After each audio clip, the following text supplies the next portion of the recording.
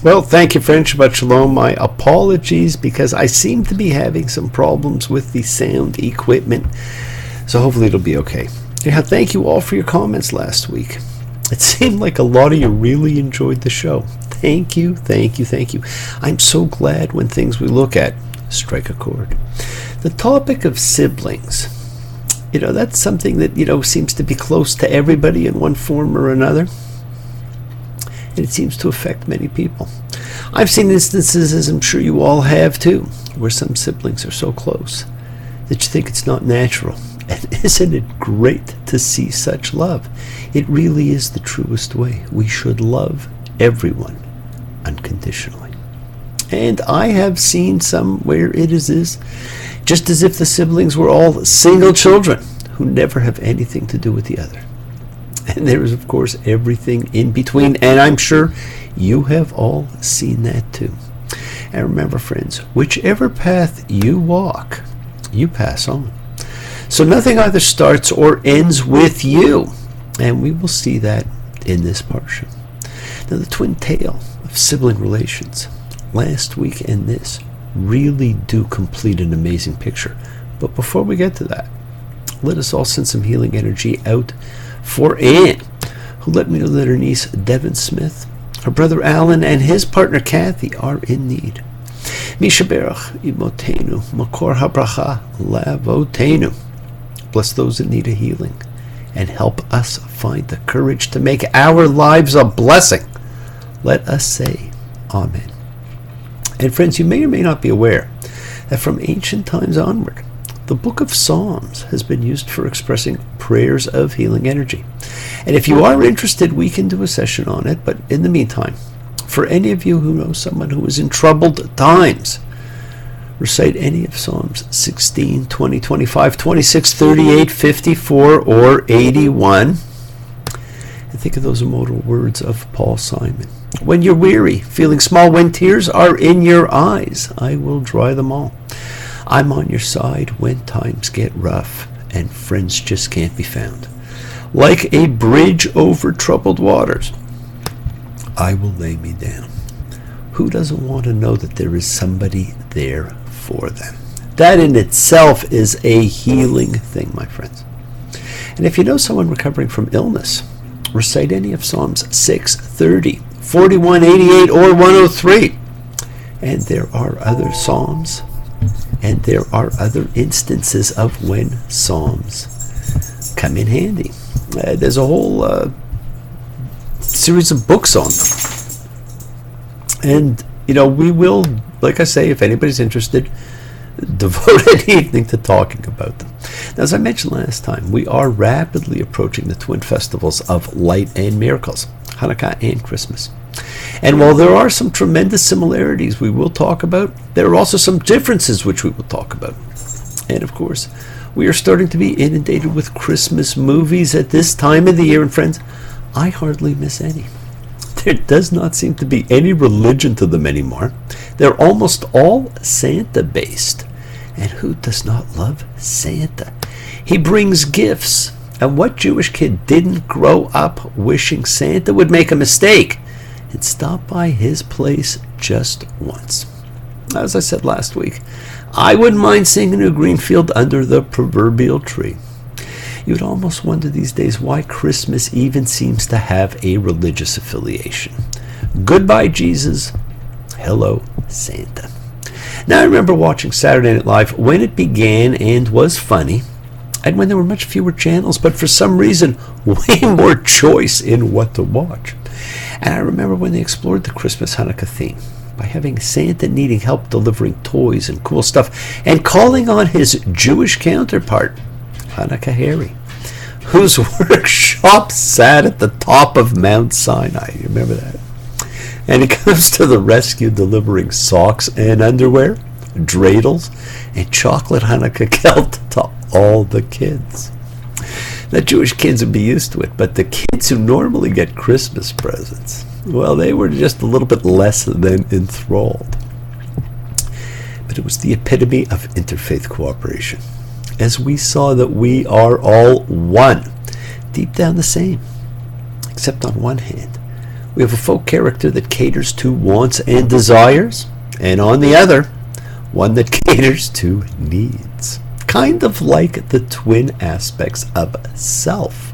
Well, we all have to have our wants, needs, and desires fulfilled also, and friends, we see that in these two parshas. Wants and needs, desires and responsibilities. The twin aspects of life. Now, as I said, I watch all the Santa Claus films. And there have been some pretty horrid ones, like Santa Claus versus the Martians with the great Pia Zadora. And although I've never come across one, I like to think that somewhere out there must be a Hercules versus Santa Claus movie. After all, they did have Hercules versus the Moon Man. But the other night, I watched the worst Santa movie I have ever seen. It was like a lousy remake of Beastly, with Christmas thrown in just to get distribution. And I sat there thinking to myself, how great it is that we neither get inundated by nor see lousy Hanukkah movies. And friends, there is a common theme to this. Thanksgiving, Hanukkah, Christmas. The time for family. Well, pull up a seat. We are witnesses to the ultimate family dynamic. We are about to see a family reunion. One brother is tormented and haunted by a bargain he made over something he didn't understand. The other embarks on a life filled with fear, deception, and manipulation. How will they meet up again? What will happen? Great drama, great questions, in a parsha referred to by commentators as the confrontation. In Genesis 32:1, we have the beginning of the reunion. Messengers of God come to Jacob, and we know that messengers of God are angels, and we are going to see fewer and fewer angels, just like we will see fewer instances of God's interaction with man. We learn nothing about these messengers, but we are told that Jacob then sends his own messengers because he is told Esau is coming. Ve'yishlach, and he sent. He is Jacob, and he sends his messengers to placate Esau and tell him that he's been with Laban. And Rashi suggested that this meant, I lived temporarily with him, but I learned nothing from his bad ways. But friends, I don't understand that, because the reality is Jacob does in fact learn from Laban. Jacob the deceiver met a deceiver, and accordingly learned how it felt to receive an injustice, not just how it felt to dish it out. And I suspect he learned that it hurts. And when that happens, people can change. They can see the damage done and work to ensure that it never happens again, or they can be stuck in a pattern. Jacob is probably the most human biblical character that you will ever see. How many of you hurt from any of the injustices, if there were any, of course, that you have committed? Did it change your outlook on life? And what you will notice, my friends, just as the last parsha was the parsha of stones as a recurring theme, this parsha is the parsha of the face as the theme. As we see in Genesis 32:21, let me appease his face with the offering that's going in front of me, and after that I'll look on his face, and maybe he'll show me a kindly face.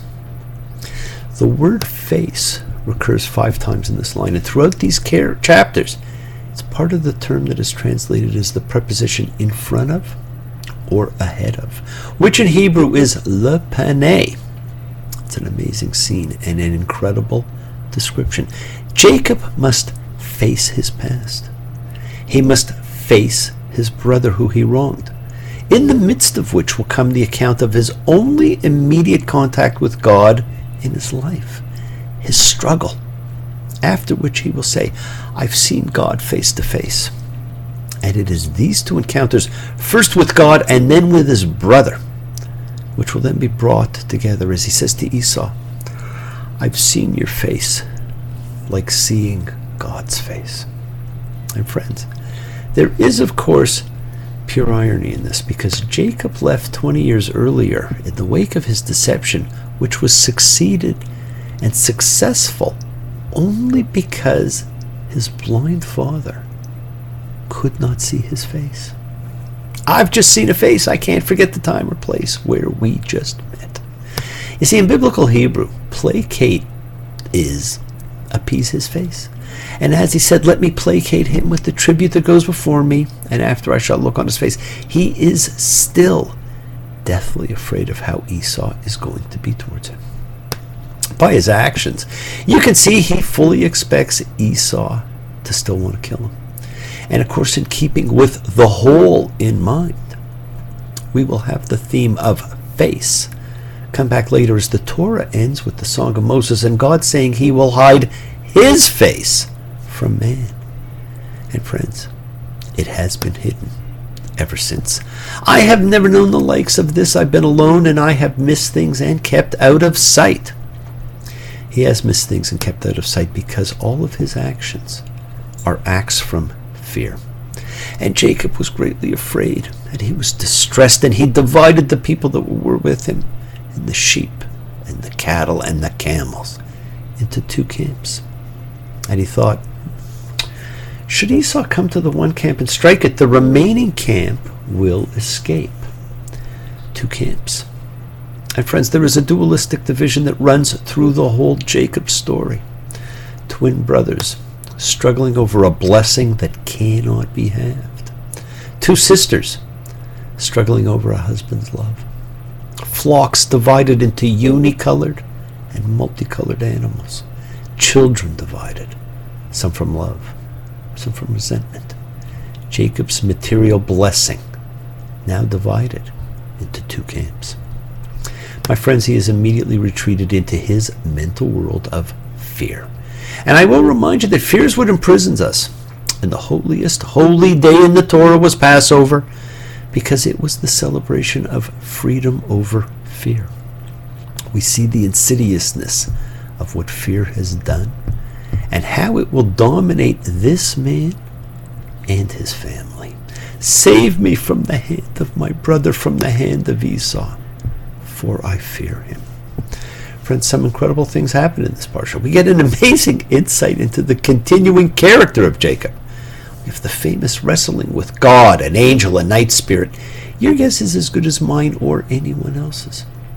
We read about his daughter Dinah, and we see the final descent of the soul of man as the seeds are sown for the generations in confinement before the struggle of man's ascendancy begins again with Moses. And he got up that night, took his 2 wives and his 2 maids and his 11 boys, and crossed the Jabbok ford. Not once, never, is there mention of his daughter Dinah, who in a background way is a crucial figure in this parsha. Jacob was left alone, and a man wrestled with him until the break of dawn, and he saw that he had not won out against him. We all know the story. The man names him Yisrael, which is interpreted to mean struggles or wrestles with God.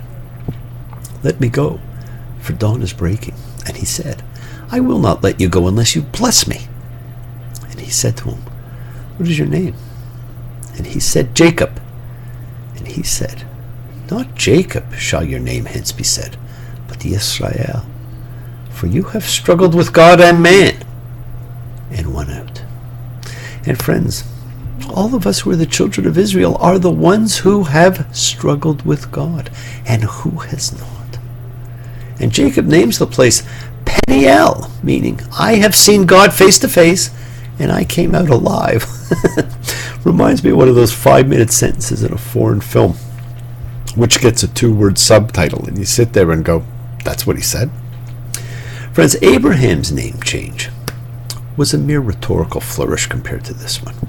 And once his name is changed from Abram, he is always referred to as Abraham. But of all the patriarchs, Jacob is the one whose life is truly entangled in moral ambiguity. As I said, he is the most human of all. The narrative continues to refer to this patriarch in most instances as Jacob. Israel does not really replace his name, but becomes instead a synonym for it. And the binary world continues, reflected in the parallelism of biblical poetry, where Jacob is often found used in the first half of a line, and Israel in the second. Who he fought, we do not know. Based on the fight, we're pretty sure it was neither God nor one of God's regular angelic messengers, and some of our sages suspect it was some kind of night spirit, since, like a vampire, it could not take the light of day. Friends, the image of wrestling has been implicit throughout the Jacob story. It is grabbing Esau's heel as he emerges from the womb. It is striving with Esau for birthright and blessing. In his rolling away the huge stone from the mouth of the well, and in his multiple dealings with Laban. Now, in this culminating moment of his life story, the characterizing image of wrestling is made explicit and literal. Various commentators have wondered whether this episode also is from the dream world.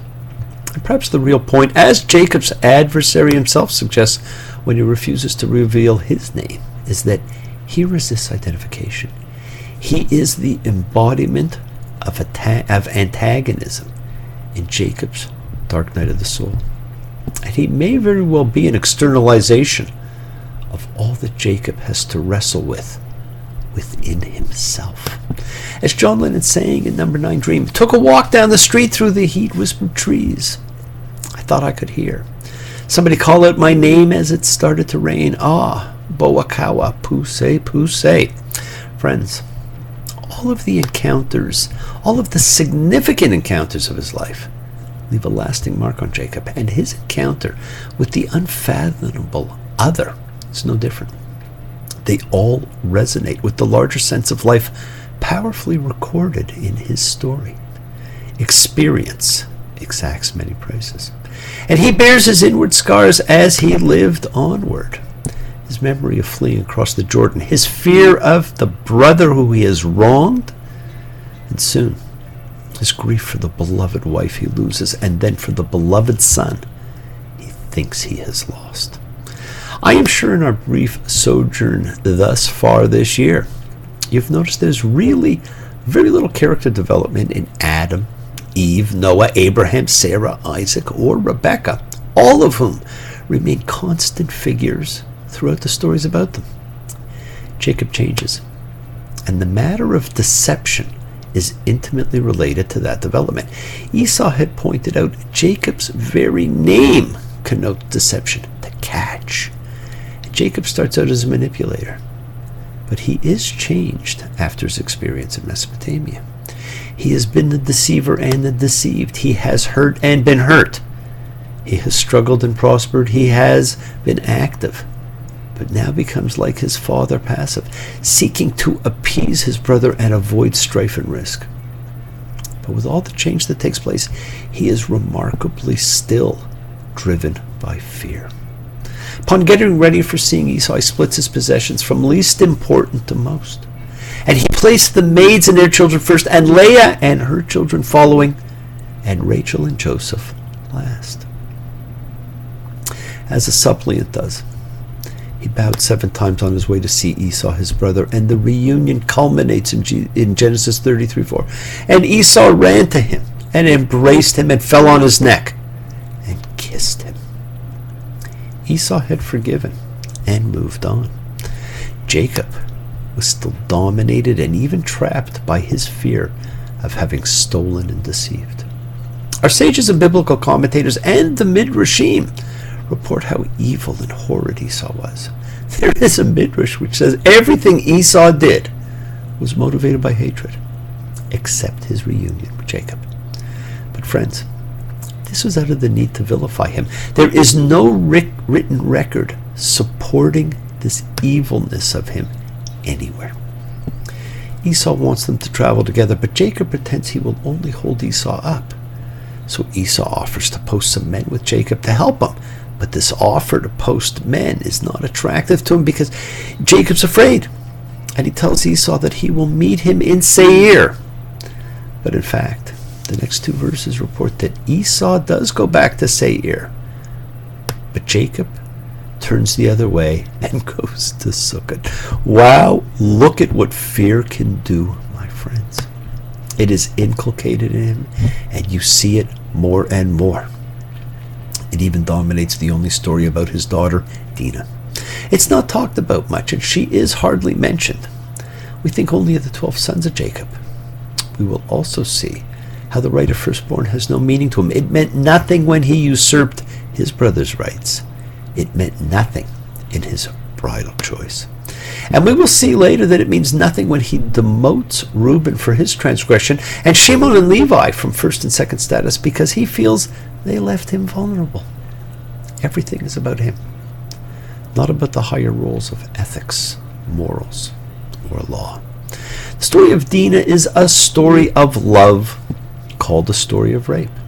Shechem loved Dinah, and the words used are took, lay, degraded.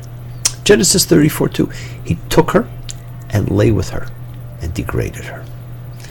And so this is commonly treated as a story of rape. But the nature of the act is not in fact clear from the wording. While the three key terms used here, took, lay, degraded, appear to suggest force, all three are used without such a meaning in the Torah's laws concerning marriage and rape. To take a woman, lacha, is used to mean marriage. To lie with, sakab, and to degrade, ina, are both used in a case that is specifically ruled not to be rape. Now, while we cannot be sure if it was rape, we can be sure that it leads to the son's deception and provides the justification for their deception, something that is now built into this family. Shechem was in love with Dinah, wanted to marry her. Shechem's father Hamor proposes the two groups intermarry and share the community and become one. Give your daughters to us and take our daughters to you and live with us. The land will be before you. Live and go around in it and take possession in it.